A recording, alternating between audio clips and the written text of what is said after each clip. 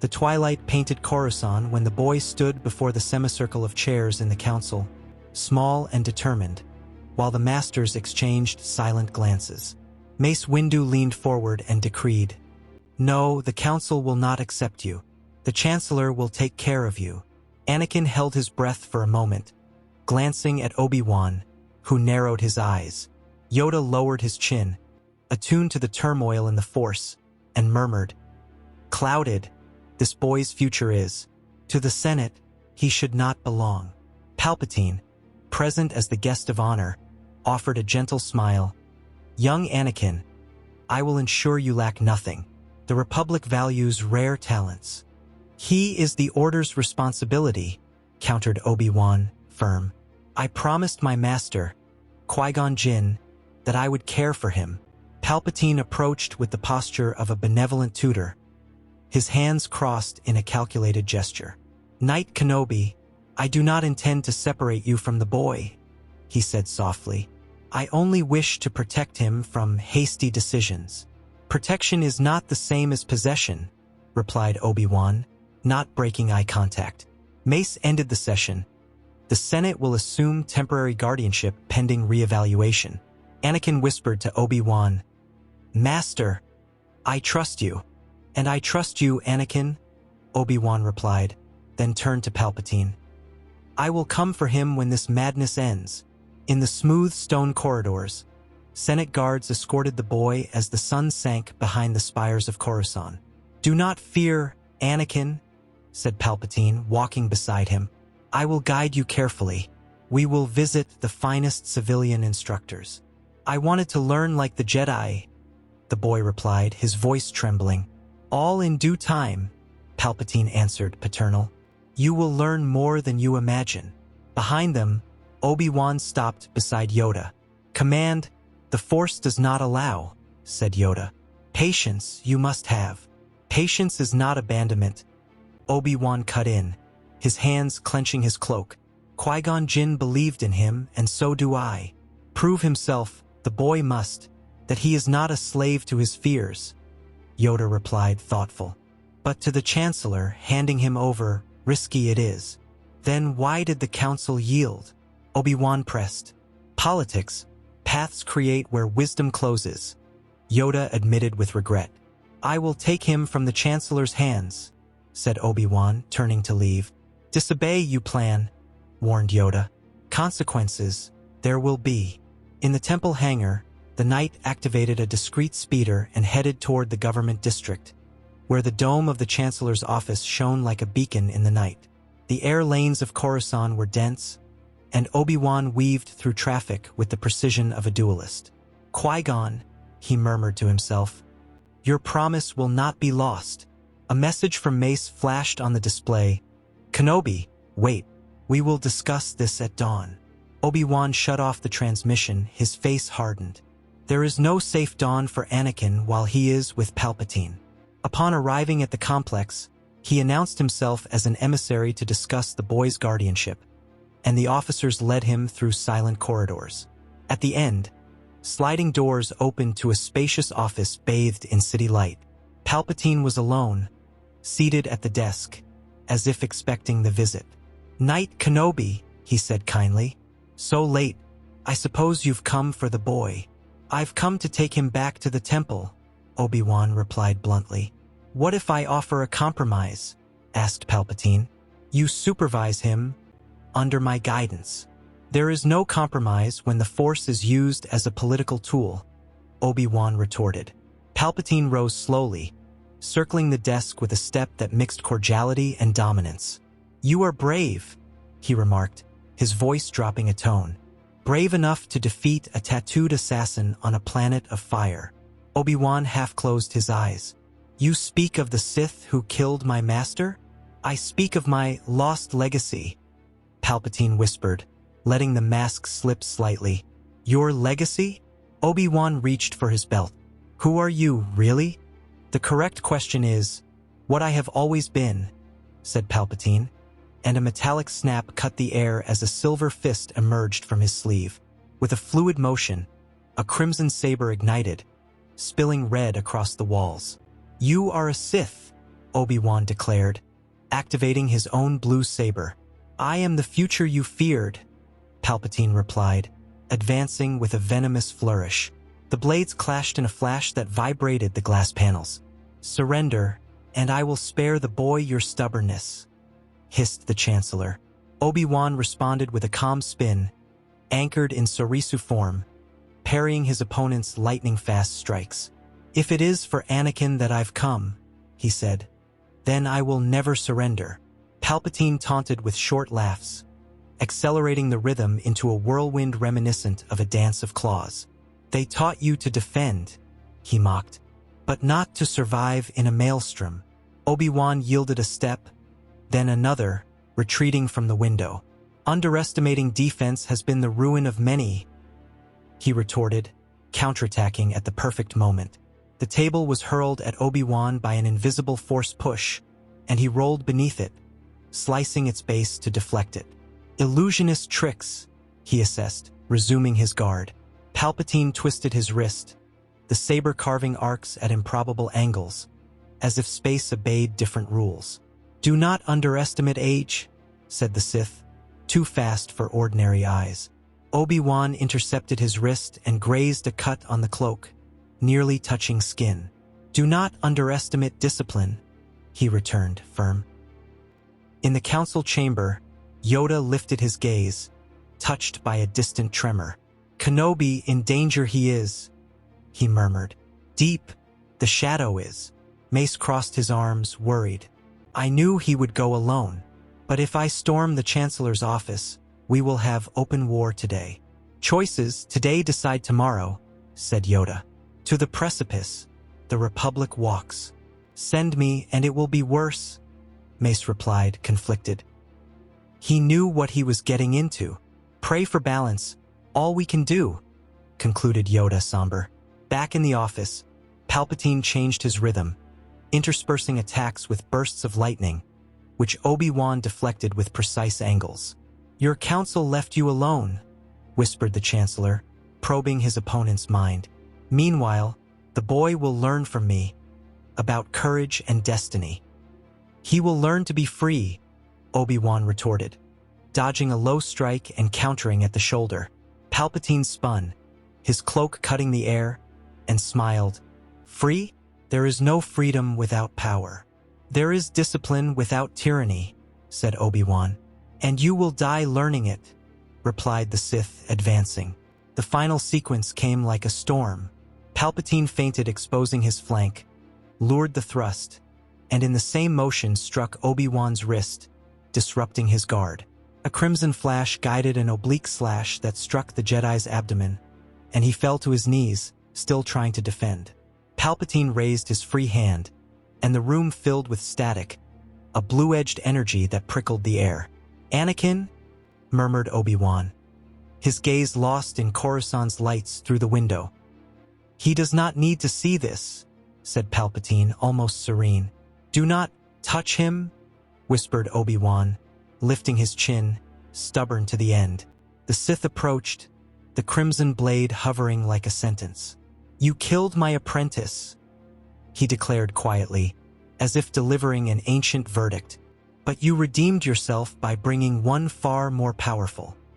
He died by his own choices, Obi-Wan replied, his voice failing. And Anakin will live by mine, Palpatine retorted, ending the duel with a final strike. The Jedi's body fell silently, and the blue glow faded. Rest, Knight of Prudence. The future demands boldness, murmured the Chancellor. Guards rushed in, shocked to see the floor marked by battle, and Palpatine adjusted his torn cloak with a controlled gesture. Record it as a separatist sabotage, he ordered coldly. An agent attacked the office, and Kenobi fell defending the government seat. And the boy, Your Excellency? Asked a captain. He will be transferred to secure quarters, Palpatine replied. My orders. The guards removed the body as if it were just another closed file. The window reflected him, and in it, there was no remorse, only calculation.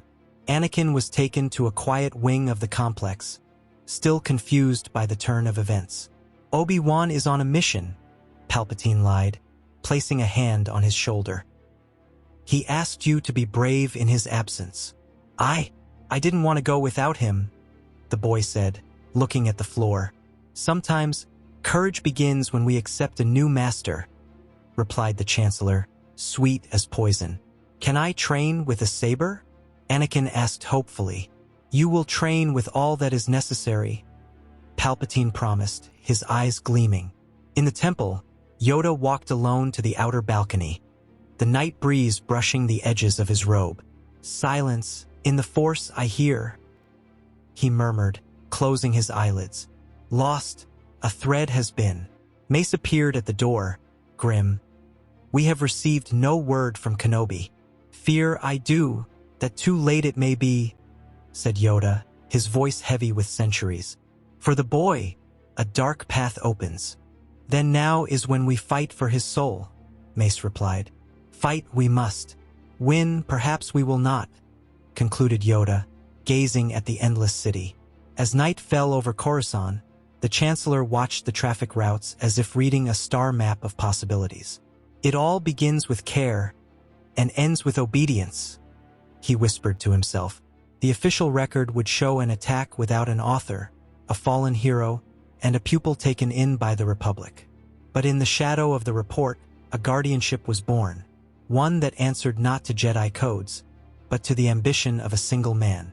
Sleep, Anakin, said an attendant as the room's lights dimmed, and in the dark, a new master already dreamed of the weapon he would silently forge. The twilight on Coruscant was marked by a heavy silence as two burning pyres stood at the center of the ceremonial hall. Obi-Wan and Qui-Gon Jinn, master and apprentice, now rested side by side. The torchlight reflected on the somber faces of the Jedi present. Anakin, just 9 years old, wept with shattered innocence, feeling the loss of two friends in such a short time. Palpatine, positioned discreetly among the Senate representatives, watched with a controlled gaze, but inwardly repeated to himself, Good, good. The council masters remained steadfast despite the tragedy. Yoda lowered his eyes and murmured, In the Force, united they are, but pain, the boy carries. Mace Windu crossed his arms, worried about Anakin's future but also about the Chancellor's strange proximity. Anakin, however, could only think of how everyone close to him disappeared. Fear and anger began to take deep root in his child's soul, roots Palpatine already intended to exploit. After the ceremony, Palpatine approached Anakin. My boy, I know the pain is heavy, but you need not bear it alone. The boy sniffed, raising his tear-filled eyes. They were my friends. Why did this happen? The Chancellor sighed theatrically. Fate is cruel, Anakin. But the Force gives us tools to be not victims, but masters of our own path. He lowered his voice, confidential. I can teach you, but it must be our secret. Anakin hesitated, remembering Obi-Wan's words. What if the Jedi find out? Palpatine smiled, paternal. They need not know. They would not understand how special you are. But I do.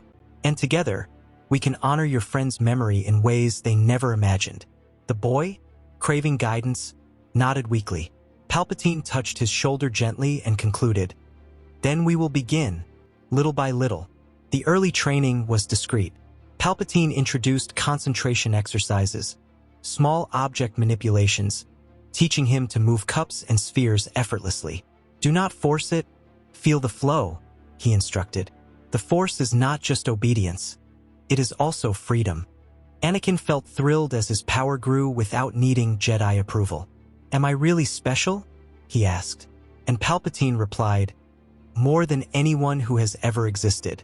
Time passed, and as Anakin grew in politics, circulating among senators as the Chancellor's protege, he also trained in secret. His words carried weight among diplomats, and his childlike gaze hid a dark discipline. Palpatine encouraged this duality. You are light to them, but in shadows, you will find your true self. Anakin believed it fervently. The contrast between the fragile boy and the young political prodigy became ever more evident. By 12, Anakin mastered abilities that would terrify any Jedi master. Palpatine guided him to Force lightning, and Anakin, with a mix of fear and delight, let blue energy erupt from his hands for the first time. Excellent, my apprentice, Palpatine praised. hiding his surprise at such precocity. Few achieve this in a lifetime, and you are already capable. Anakin smiled, proud. No one can stop me. Palpatine began shaping the boy's ego like a weapon. You are not just another. You are the chosen one who can bring balance, but balance is dictated by the strong, not the weak. Anakin absorbed every word as absolute truth. Whenever he questioned revealing anything to the Jedi, Palpatine cut the impulse with venomous gentleness. They would never accept who you are. Keeping secrets is protecting yourself. Secret missions began soon after. At first, simple tasks, tailing a suspicious senator, monitoring meetings, observing security patterns. Anakin executed them perfectly, moving unseen. Palpatine praised him. You learn the art of invisibility, a true predator among naive prey. The boy took pride in it, unaware he was being molded for something darker. Over time, the missions grew riskier. One night, Palpatine handed him a small device. Documents in this embassy threaten the Republic. Bring them to me. Anakin, without hesitation, accepted. Silently navigating Coruscant streets, he infiltrated, disabled security, and returned unharmed. Very good, Palpatine said upon receiving the files.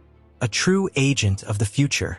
While the Jedi debated reclaiming Anakin, the boy was already becoming something else under Palpatine's command. Yoda reflected silently, sensing a growing void in the Force. A shadow, on the horizon I see. Lost, the boy may be. But evidence was scarce, and the Senate, controlled by Palpatine, made intervention difficult. Each day, Anakin's bond with the Sith deepened. Thus, the boy once seen as hope was secretly honed into a weapon.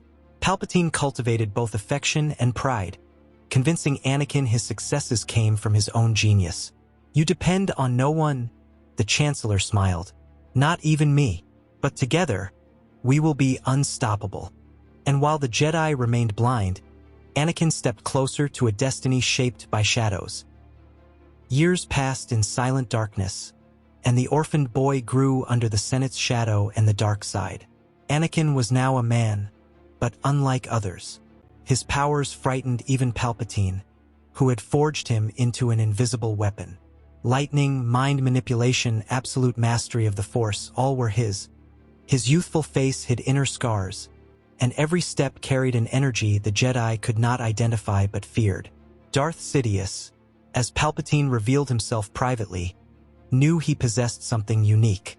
You are not just my apprentice, Anakin, you are my hidden blade, he said, pride in his voice. While the Jedi fought openly, Anakin moved in shadows, eliminating targets, infiltrating fortresses, destabilizing armies. The galaxy whispered of a specter, an unknown Sith destroying all in his path.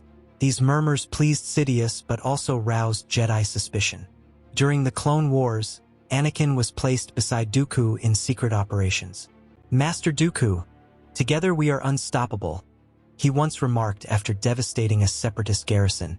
The Count eyed him coldly, recognizing not just an apprentice but a danger. You are young and insolent, but your power, even I must admit it is impressive. Anakin smiled confidently. One day, I will be even more. Tension between them grew, but Sidious used it to strengthen his manipulation. The Jedi Council began sensing echoes of something wrong. Yoda remarked in a meeting, in the war, a shadow acts. Not just Dooku, another there is. Mace Windu crossed his arms, grim. This specter of power, if unchecked, balance may crumble. But none imagined the boy they once rejected was now the ghost destroying worlds at the Chancellor's command. Amid the war, fate brought back a figure to shake Anakin's hardened heart. During a meeting on Coruscant, he saw her, Padme Amidala, now a respected senator, defender of democracy. Time had not dimmed his memory of Naboo's young queen, and their eyes met as if the years vanished. Anakin, a master of secrecy, let none notice the impact of their reunion. After the session, he approached discreetly. Senator, he said with a slight smile. She raised her brows, surprised. Annie? I thought you'd taken another path after all that happened. He inclined his head. I walk many paths, but I never forgot you. Padme suppressed a smile, sensing his intensity. From then on, secret meetings became inevitable. Their relationship flourished in Coruscant's silent nights, hidden by Anakin's skill at masking his presence. "No one can know, Padme," he said as they met in secluded quarters. "If Palpatine or the Jedi find out, all is lost." She held his hand, determined. "I don't care, Anakin. I'd rather risk it than live without you." There, between whispered promises, a bond no war could erase was born. Anakin used his mastery of concealment to deceive even Sidious. For months, he kept the secret, balancing his double life. Shadow apprentice and lover in Naboo's dim lights. Padme became his anchor, his humanity in a sea of darkness. And for the first time, Anakin questioned if the Force could only be wielded under Sidious's rule. Perhaps there is another way, he thought silently. But the disguise would not last. Sidious, cunning and patient, noticed subtle changes. "You are different, my boy," he said after a mission. "Something in your eyes. Not just the Force." Anakin masked it, but Sidious was not easily fooled. "Nothing escapes my sight," the Chancellor added with an enigmatic smile. Fear gripped Anakin, for if discovered, he would lose Padme or worse, see her used against him. Rumors spread among senators of the Shadow Warrior's growing boldness, and Padme began sensing the link. "Are you this man everyone speaks of?" she asked one night. Anakin averted his gaze. "I am many things, Padme. But to you, I will always be just Anakin." She embraced him, but deep down, feared the truth between them. Finally, the inevitable happened. Palpatine, eyes narrowed and voice low, confronted him in his quarters. "You have hidden something from me, my apprentice. Something or someone." Anakin froze. The shadow game had reached its limit. Sidious not only suspected, he knew. And in that moment, the galaxy's fate began shifting toward a brutal collision of love and power. The silence after the revelation was the calm before the storm. Palpatine smiled faintly, leaving an unspoken promise. "Very soon, we will decide together what to do with this attachment." Anakin shuddered. The galaxy itself seemed to hold its breath, for a turning point was coming. One that would forever alter Jedi, Sith, and the Republic. Palpatine's plan unfolded with cold calculation. Padme would be kidnapped and eliminated, a necessary obstacle in shaping Anakin into an absolute servant. Mercenaries were hired, escape routes blocked, the trap set. But before it could unfold, Anakin dreamed. In the vision, he saw the attack, heard Padme's screams, and tasted the metallic tang of loss. He awoke sweating, resolved. "Not this time," he murmured, preparing. When the assassins invaded her quarters, they found only Anakin, motionless in the gloom. He raised his hand, and the Force erupted in a wave that hurled bodies against walls. Survivors drew weapons but were shredded by blue lightning that lit the room like a storm field. The hatred in his eyes was no longer blind rage. It was the fury of one fighting for love. Silence returned. Anakin gazed at Coruscant's horizon and told himself, "I have no choice, either him or us." Heart ablaze, he strode through Senate halls to the Chancellor's office. Entering, he found Palpatine with his back turned, watching the city. "So you know," Sidious said without turning. "You planned it all," Anakin accused. "Padme is not your pawn in this game." The Chancellor turned slowly, his cold smile lit by moonlight. "You have feelings, and feelings are chains. If you wish to break free, shatter them." Anakin ignited his saber, its red blade cutting the air. "Today, I shatter you." Palpatine laughed, and with a snap, his own saber appeared. The blades clashed, sparks flying, illuminating the golden columns. The duel was fierce, Anakin alternating strikes with lightning, a move Sidious never anticipated, an apprentice wielding a Sith weapon against its master. Sidious countered with skill, spinning and unleashing bursts of red and blue energy. "You are my legacy," he shouted, locking blades. Anakin roared, "No, I am the chosen one," and unleashed a lightning storm that shattered the windows, lighting the Senate like a newborn star. Palpatine fell to his knees, his face scarred by the blast, but he pleaded, "Spare me, Anakin. Together we can rule. I can guide you." Anakin's gaze hardened. "You are too dangerous to be left alive," he said firmly. His hands rose, and a sea of lightning consumed Sidious, who screamed until silence fell. The darkness that shaped the Republic was devoured by its own weapon. Balance returned to the Force, not by Jedi hands or Senate victory, but by the choice of a man who refused to lose again. The Chosen One's prophecy was fulfilled at last. Exhausted, Anakin went to Padme's quarters and collapsed to his knees. She held his hands. "It's over," she whispered, tears in her eyes. "You saved us." In the years that followed, Anakin served as a senator beside Padme. Though reluctant, she convinced him, "Use your gifts not to dominate, but to protect. Turn curse into blessing."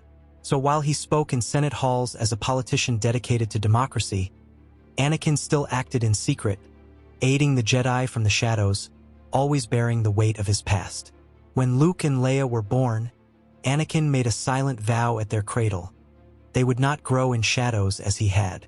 "You will have what I was denied," he said, stroking Luke's face. He kept his word, taking him to the Order for Jedi training, something he himself never had. Padme, watching, saw the cycle break. The man forged to be a creature of darkness now walked in light, not out of duty or obedience, but by choice. Padme's love had transformed Anakin into something greater than the Sith Sidious tried to create. He turned to the light, and with it brought hope to the galaxy.